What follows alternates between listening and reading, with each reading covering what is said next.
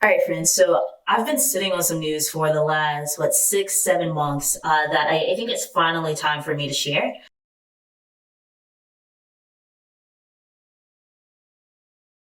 And that is that I have been offered my first book deal. And while we're on quarantine and social distancing and sheltering in place, I'm currently writing my first book.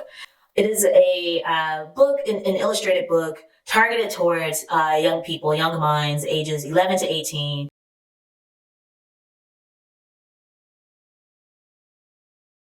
Story of how I got this opportunity, but I'm more excited about how the research, the writing, the editing process is becoming even more and more relevant for what we're going through today. So with how I got this opportunity, and it's the power of serendipity, to be honest. Ever so often I get these emails that are from people that are like, hey, I heard about you, let's do some work together. And I usually ignore maybe 75% of those.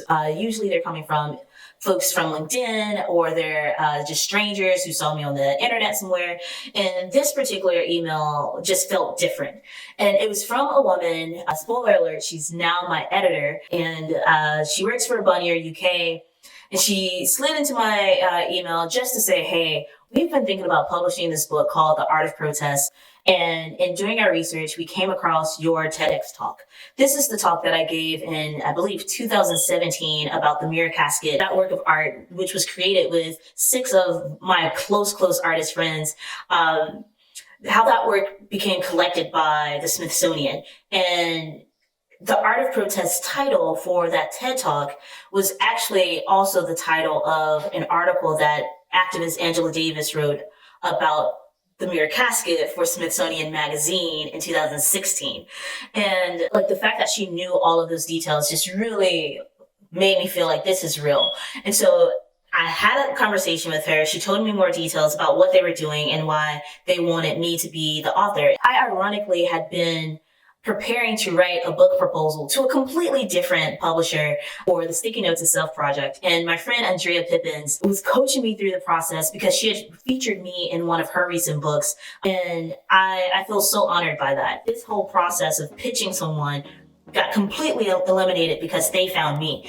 And as I write my first book, I want to share the ins and outs and the insights and the lessons that I'm learning through the research process, through the writing process, as well as the editing and the working with a publisher, like the experience of working with a publisher, being without an agency representation, and also thinking through like partnering and finding different illustrators for this book, because this book will be illustrated by artists from all across the world, because it is representing a global voice and a global range of artwork that has been created. So yeah, I'm just really motivated and inspired and invigorated by this process, and it's making me realize that like writing is something that I've always wanted to do, writing books, especially creative nonfiction. And I have a feeling that this won't be my last one. So I want to share this journey and perhaps encourage other people who are aspiring writers to also start, like especially now that we're in quarantine. So I encourage you, if you're interested, to stay with me on this journey. I'll be sharing parts of my process on Instagram. I'll make a few videos for YouTube that just go more in depth with some of my own process, especially with writing and research.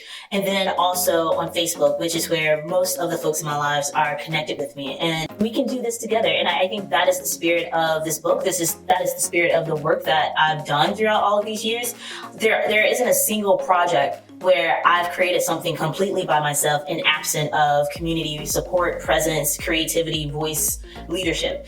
And I want this book process to be the same. So yeah, stay tuned, and please stay connected, send questions, share your own insights if you are a writer, because I can use the support as well. Yeah, so until the next time, be sure to be well, be kind, and be creative. Peace.